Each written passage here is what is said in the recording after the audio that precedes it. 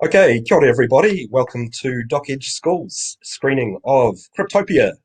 We're very lucky to have with us today Kay Marie Dunn, who is somewhat of an expert in tech and other examples of blockchain and communication, and just basically making inroads for Maori, particularly into the world of technology. So, kia ora, Kay Marie, no more haere mai ki te whare mati hiko or Doc Edge Schools.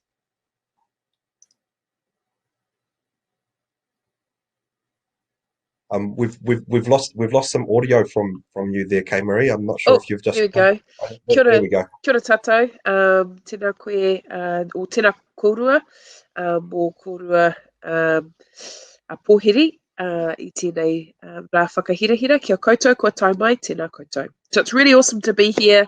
I definitely would not consider myself an expert. I think I'm a professional hautatu and that really, really interested in this area. I'm still a learner, actually, but I think that this, in many ways, will be our future. And so I like to be at the edge of where the future is taking us. So, kia ora tātou. And we'll also be likely joined. We'll have to see what their availability is like by another couple of practitioners in the cryptocurrency and blockchain space afterwards. So, for the moment, though, I'd like to welcome Kingsway College, Ronell, and Kamo High, Nicola Muir. So, thank you very much for joining us and bringing your students along.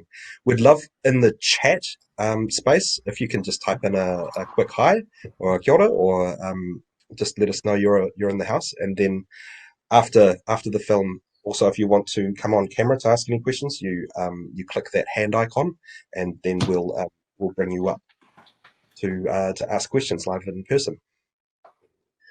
For the moment, though, we should thank the Ray Foundation who make all of this possible. Ray Foundation have been great supporters of Doc Edge Schools, but also I'd like to thank the Doc Edge staff who have really worked so hard all year to take us from theatres to online because of COVID. And you might be able to tell that I've got a little bit of a bug going here, but that's not COVID. It's all good. Hey, Ronell, nice to see you. Well, nice to see your message anyway. Um, but this is the whole purpose, is that experimenting in the online space has really given us a lot more opportunities. So we're very grateful to be able to take it nationwide rather than just to Auckland and Wellington.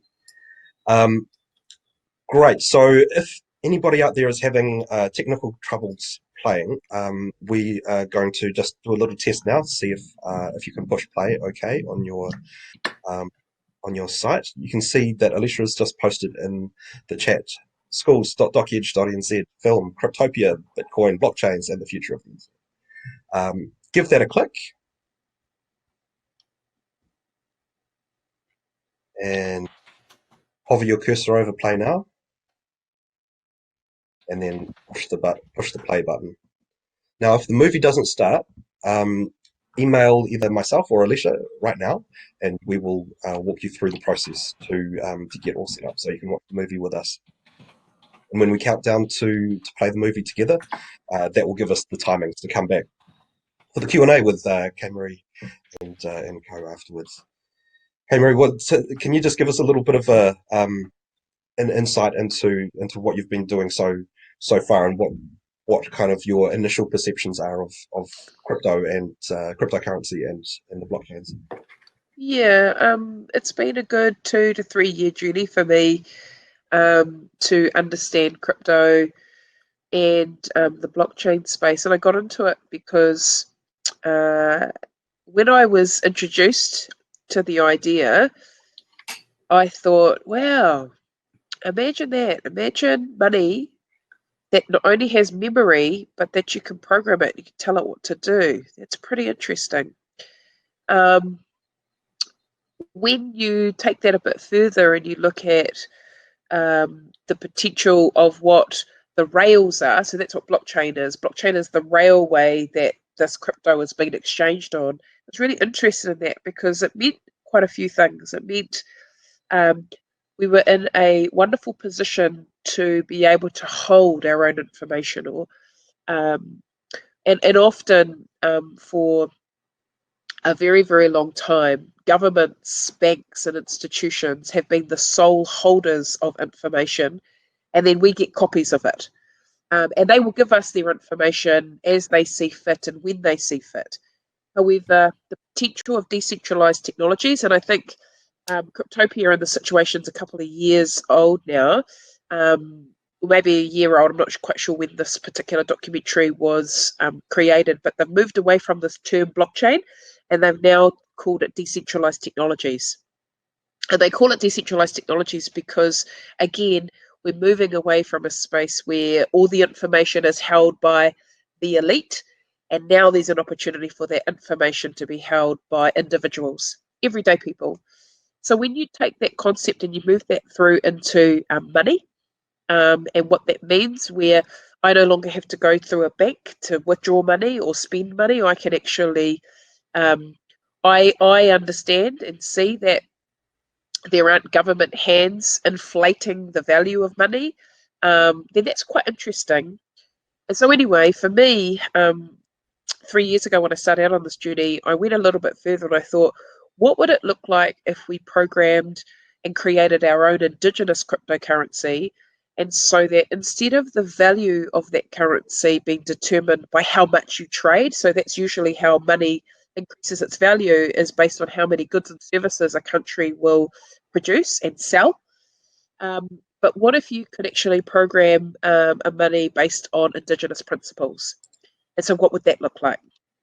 And so, I went on a big journey, and I started a group as a result of being part of the Edmund Hillary Fellowship, a global leadership program. And I went down the rabbit hole of developing a concept around a indigenous cryptocurrency, and I called it IndigiCoin. And it was really, really hardcore. It was a lot of learning. I didn't understand anything, and I still think I still feel that way. But actually, about a year in, and we were supported through a blockchain company called Centrality. And at the time, Centrality had raised around $120 million to build their blockchain technologies or their decentralized technologies, and they offered to support us to take the idea further. I ended up winning alongside a small team a hackathon. And so we pivoted. I went into the hackathon to create my IndigiCoin, but I realized that actually, in order for the IndigiCoin to grow, we needed a platform, and the platform was whakapapa, was genealogy. And when we come back, I'll talk a reason why it's markedly different from the way that the Western communities have looked at blockchain. And I think the intention to a certain degree is the same. However, we are looking at building in the very near future, a crypto that's based on this high level of trust, which is based on this web of connection and connectivity, which is genealogy. And to us, that's going to be the fabric. That will be the decentralized technology, is all of the relationships that bring us together. And whakapapa is universal. We all have relations and connections and families, whether we like them or not. And so what if you could build a fabric based on those relationships and those connections that you had, rather than just being a number at a bank? So yeah, I'll talk a bit more about some of the things that we're working on later on. Awesome. Well, we're looking forward to having that conversation after the movie. It sounds like a fascinating innovation. For the moment, we are going to click that link. I understand Ronald's working fine, so hover over the play now, click the play now, click the movie, and we'll meet you all back here for a Q&A when the credits roll. Enjoy the show. Well, kia ora, everybody. Welcome back. Hopefully you managed to finish the movie there, and you're not right on the end of it. But okay, Murray, if you're finished, we'll get you to put your camera back on. How have you finished the movie? Is it credits rolling? Yeah. Man, it was great. Oh, glad you liked it. Good. Ronell, if you can type in the chat, just let us know you're back from watching the movie. That would be great. And in case you haven't met each other, I don't think you've met each other. This is Billy Lewis. This is Kay Marie Dunn, both working in the crypto space as well as with blockchain. Hmm. Right, cool. We're all back in the house. Awesome. So Kay Marie, that's the first time you've seen this documentary. What were your initial thoughts?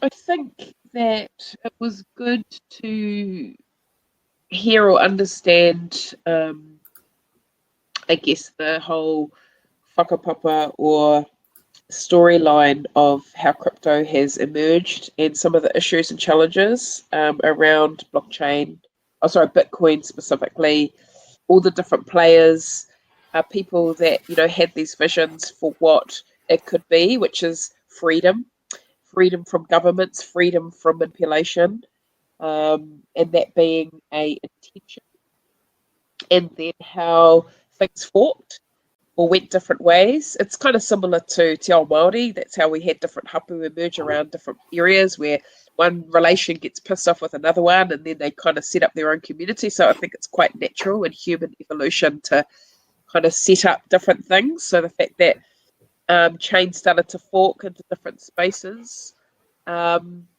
think it highlighted some of the big challenges around all the fears and concerns that governments have around nefarious or illegal behaviour, and so they use that as a reason to shut things down. But in actuality, there's a lot of cash that's held up in governments and banks. Hence the reason why they want to maintain control over money supplies. So by giving that control back to individuals, that's kind of scary for governments because that impacts their wallets.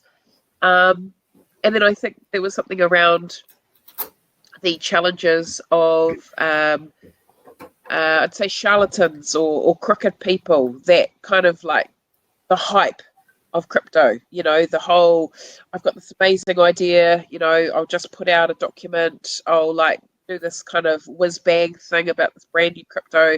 And people were just trying to get into it because Bitcoin had such a standing in the world, and people were just looking for quick ways to make cash, and they lost a lot of money as a result. So that hurt the industry. And then the final kind of reflection is around the future of the internet. And actually, what does decentralized technology enable? And I think that's kind of where we sit, is in that Web 3.0 space, which is that by utilizing these principles and these approaches to data control, data management, and managing one's identity, we're now in this really interesting space of how do you actually hand the control of data and information back to the individual, where you're no longer controlled or manipulated by overlords, as I heard quite often. So yeah, it was great. I really enjoyed it. Cool, that's great. And what do you think of that, Billy? What do you think of what Cameron's just kind of identified as some of the major key themes in the documentary? Yeah, I think there's I agree with what you said around the transition from data being owned by these corporations, and how does that transition actually occur in terms of giving that power back to the people. I think is a really interesting question, and I think while there's so much speculation about how blockchain could influence our society and could eventually grow into this massive thing, I think that's going to be the one real piece of magic that comes out of it, is seeing how on a day-to-day basis it actually influences our lifestyles and influences our own personal freedom. I think there's a lot of speculation out there and a lot of like really quite far out ideas, but when you look at it being this, eventually it has to whatever happens on these higher levels within these crazy organizations that are producing all this work, whatever they do has to end up actually influencing the individual. And I'm just super excited to see how that comes out and makes a difference in the way that we live on a day-to-day basis, and just touching on the documentary again, it's just like that the war within crypto I find so interesting, because it's like we all have this shared intention, I suppose, of it being an integrated idea into our society, but there's so many different pathways to that place and so many different agendas within it. It's just quite an interesting paradox. Yeah. Absolutely. Well, I've got a question. Like I saw in the documentary that Bitcoin is capped at 21 million. If you're creating your own cryptocurrency, or if you're looking at other cryptocurrencies out there, are there similar kind of caps? Is that like a voluntary thing, or is that just a digital capacity issue, or um, how is that regulated? I guess if it's not um, overseen by governments and by banks. Do you want to speak to that? Sorry, I think. Sorry, Billy. Yeah. I've read Satoshi's white paper, and he talks about the rationale by having a limited supply on purpose, and on purpose to ensure that those coins were going to be circulated supposedly fairly, but circulated, and it would mean that they would be able to control the levels of inflation around that particular coin and how often it changes hands. And the fact that if it's a limited supply on purpose, it also means that people can't, although maybe that was the intention, it was about like hoarding mass amounts of Bitcoin and only having so many just out in the marketplace. So I think that it's quite interesting how the price or the value of that coin has continued to go up. And again, part of me feels like it's a bit of hype as well. So coming back to it in regards to unregulated money, and the fact that you could just create as many coins as you want. The truth is, it's the same with cash dollars already. You know, banks, governments can literally just put as much dollars as they wish to print into the marketplace, supposedly with quite clear regulations, but we've actually seen often governments have just printed cash to try and prop up their economy. So I don't know if it's a fair argument to say that without this kind of democratic oversight, because the truth is that with the supposed democratic oversight in New Zealand, we still have behaviours happening with global interests still influencing the decision making around the value of our money in this country specifically. Yeah, I agree 100%. And I think that cap on the 21 million being the sort of final amount of Bitcoin ever created is also just controlling, as you said, that supply and demand, you know. And a lot of other coins or a lot of other projects out there do have caps on their supply, and I think but others don't as well, which is a whole different bloody tangent in itself. It's like some projects are looking at it as like a finite resource, like gold. You know, gold's valuable because it's rare and there's only so much of it on Earth, and we can only, you know, that creates a limited supply, creates high demand. And I think that was the original idea with Bitcoin, and a lot of other newer cryptos have adopted that. But then, for example, the cryptocurrency that I'm working for, Energy, actually mints 1 million coins every month. So it's not like one's mined every, or 6.5 are mined every 10 minutes. It's actually like 1 million coins just produced out of thin air every month. But then there's this other crazy sort of economic factor, which I, to be honest, don't actually understand how this kind of balances it out. But it actually, like anyone would say that, oh, you can just create coins out of nothing. Like, of course, inflation's going to occur, just like it does with central banks at the moment. But what the creator of the cryptocurrency that I work for has done is actually set almost this other technical economic aspect, which I don't fully understand, which actually balances out the ability for that coin to have any sense of inflation, because there's so much of it. So I think it just goes to show the level of like thinking and the level of like progressive ideas that people are working with in this space. So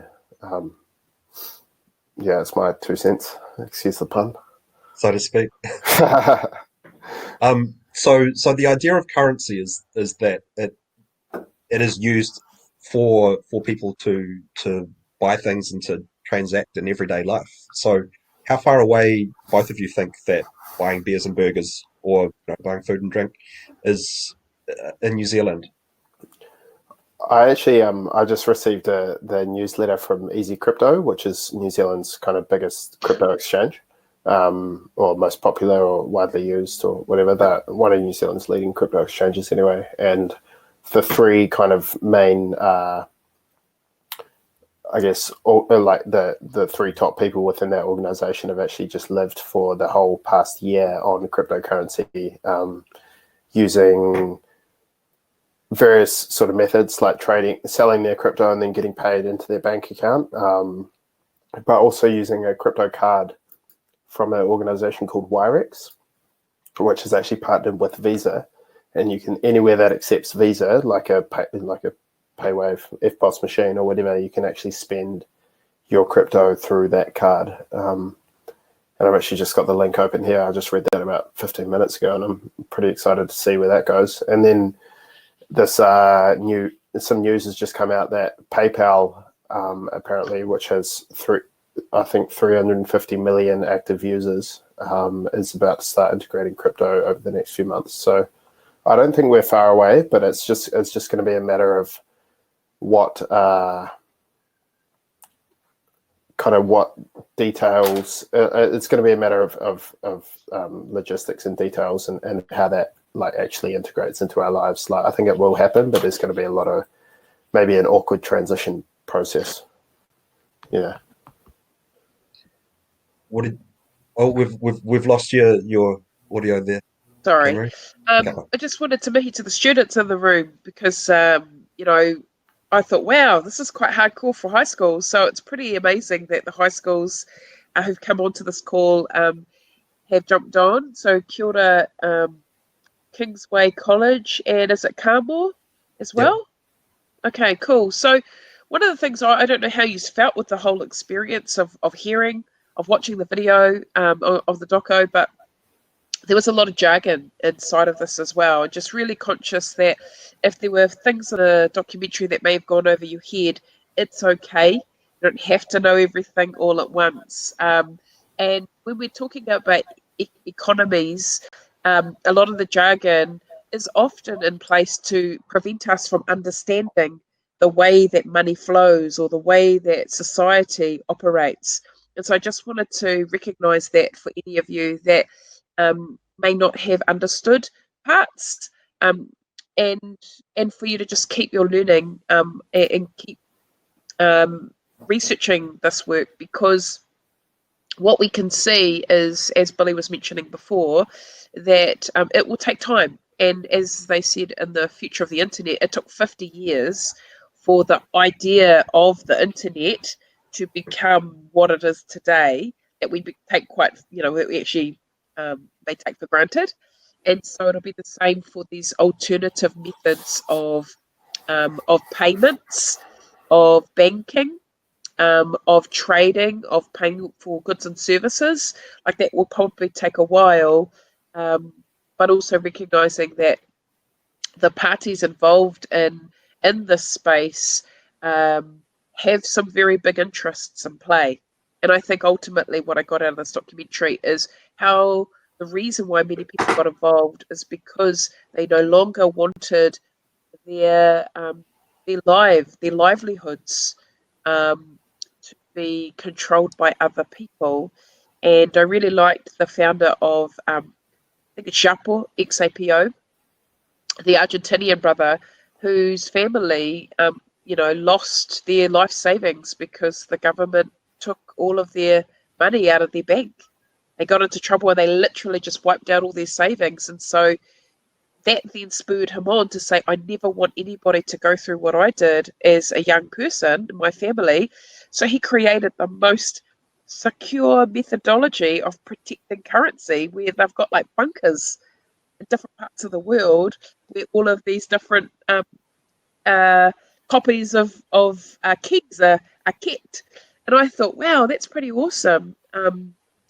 I guess my final point around all of this is, where does Aho see itself as a decentralized technology using genealogy?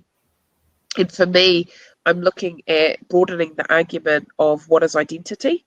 So for me, identity is more than just a passport or a birth certificate. My identity is broad. I have many hapu, I have my ancestors, I have my different mountains, lakes, rivers that I'm connected to, and I want that to form who I am. And if that is the components of personal information that I want to connect to who I am, that's how I want to present myself to the world. And I don't want to just have one authority to verify that I exist. So at the moment, our government is the sole authority to issue that I exist through my birth certificate or my passport, which enables me to move around the world. But what if I had the ability, what if my sister or my mother or my cousins had the ability to verify and vouch for me and say, hey Marie, you are indeed a human being.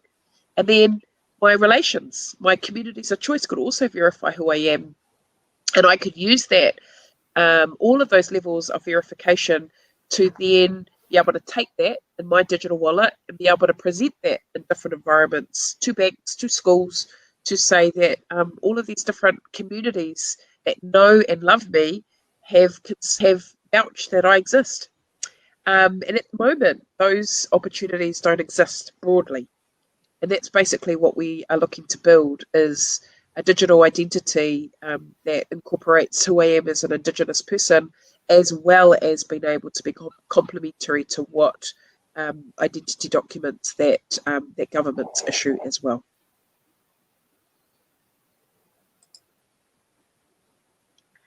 Awesome. You mentioned earlier an initiative called IndigiCoin.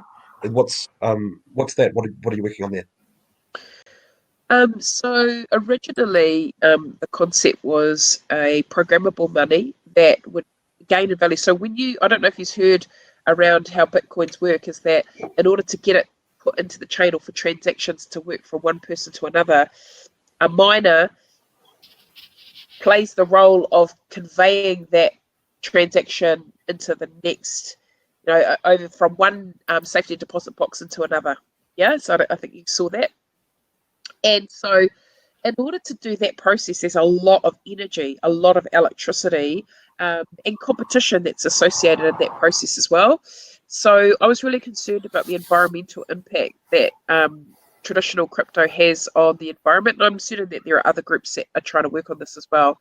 So for me, instead of creating a coin that was hype focused, like what if your money would increase in value the more good you did? Now, the tricky thing is good is subjective, right? Because I might say, hey, look, it's good if I, kick a cat. I think I'm being good, right? So it's it's a subjective measure or subjective metric. So the community would have to decide and define what is good and what would the value of that good be. So, for example, if I look after my own child, and I'm mothering my child, then there's a value to that, right? But if I'm mothering my neighbour's disabled child, is that act more valuable because I'm actually impacting positively their family? I'm giving them a break. So anyway, it became quite deep and broad. So where it's now pivoted to is I'm looking to co-create a Indigenous digital bank. Now, the reason why I believe in cryptocurrency and I believe in banking is because very rarely do Māori or Indigenous people actually control the creation, management, and maintenance of money. We are often passive recipients of systems, and we are asked to participate in economies, but very rarely do we actually ever control capital. So for me, being able to get in on the ground floor of designing capital that acknowledges a different way of doing things that's good for the environment, but also can be utilised effectively, so that we no longer have to be unfairly compromised by banking systems that don't recognise who we are as Indigenous people. And I say that mainly because it's very difficult for Māori to access capital from banks and lending institutions. It's very difficult for Māori to access capital to build houses on ancestral land. It's also very difficult for communities to effectively use their account system in a way that works well for communities or whānau that operate as communally. So the ambition is to explore a digital banking solution, and we are working with a couple of partners and also looking with the Singapore government to see what might this look like. And I'm hoping that we can demonstrate as an Indigenous company how do we bring our values as humans into this market so that we're no longer looking at people as numbers. And I think that's where people are moving towards today. They don't want to be just treated as faceless individuals that don't matter. You matter. Where you put your money, like I wonder, what made us choose the bank that we're in right now? Is it because our parents encouraged us, or our schools set up a small savings program, like a post bank account or an ASB account, and we've just stuck with it? Like, why don't we have choice or options that are reflective of our own aspirations and our own values? So it's a big chunk of work, and this particular event just keeps reminding me of how lucky I am to be involved in work that I feel is going to have a really positive impact on the people that I love and other Indigenous peoples around the world. That's great, Kay Marie. I can see that Ronelle, the bell is just about to ring for your class, I think. But I'd love to hear both from Billy and from you, Kay Marie, just what last piece of advice you would give to students who would be interested in investing or buying some cryptocurrency or getting more involved with blockchain technology. For me, I'd say just keep following breadcrumbs. Keep just like whatever information pops up into your field, whenever there's a piece of news that you like or a conversation that maybe you could have with someone around crypto, is just following those breadcrumbs of information and educating yourself. Okay, Marie just said easy crypto in the chat. Yeah, that's easy crypto is an epic one. If you're just looking at investing, you can even do like $50 or $100. Just like a weekly investment is a really good way to, I think, get started, and just seeing how you can just do like the real basic. The most basic form of investment is just like buying a little bit of Bitcoin and having a wallet on your computer, and then it tends to just expand outward from there. So yeah, that would be me, and just keep inquiring about how you think it could impact our future and impact your lifestyle too. Cheers. Kia ora. I think be real careful, but I do agree if you can get your hands on a Bitcoin, it's not cheap. There are lots of schemes out there where they really prey on Māori and Pacifica families to get involved as a collective. I mean, there's a benefit of being a collective, and you've got to be able to use that wisely. So if you can pull your whānau together to buy one Bitcoin and store it, primo. Second thing, do not lose that key. And I don't even want to tell you the issue of someone, a friend of mine, way over there, who bought some crypto and lost her key, and I'm still regretting that issue. So therefore, they call it cold storage. So when you buy a Bitcoin, you get this like long ass code with lots of numbers and letters. Take a copy of it, take a photo of it, write it down, get that bit of paper, hide it, but remember where you put it. Take that photo, store it somewhere, and just leave it. Don't touch it. Don't look at it. Just leave it, and it will reap benefits, but it may not be straight away. And don't freak out if it loses money.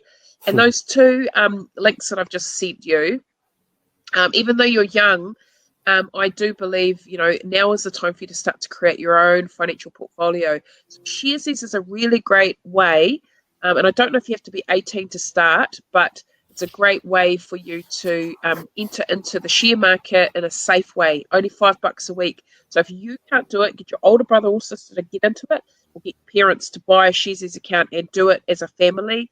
And Easy Crypto, I know the founder of that company. She's amazing. She's worked really, really hard to make investing in crypto really easy. Easy Crypto. But she also informs you on your steps as well. And you don't need a lot of money to start. So those would be my my options. I've also put into the link my company, aho.io. So if any one of you are interested in anything that I've spoken about, please feel free to get in contact with me, either on Facebook or through a website. And I'm happy to connect you with people, talk to you further, or support you if this is a journey that you want to get involved in. Kia ora tātou. Righto, okay, well, I think that just about wraps it up for today. So I'd like to extend very heartfelt, warm thank yous to both of you for making the session really, really good, and conveying the wisdom and information to our students and to the teachers and to us, because we're both Alicia and I were super new when we started, and now we've watched the film more than 3 times and we've heard experts talk about it. So Wow. we'll be hitting you up for more information later when we get our portfolio together.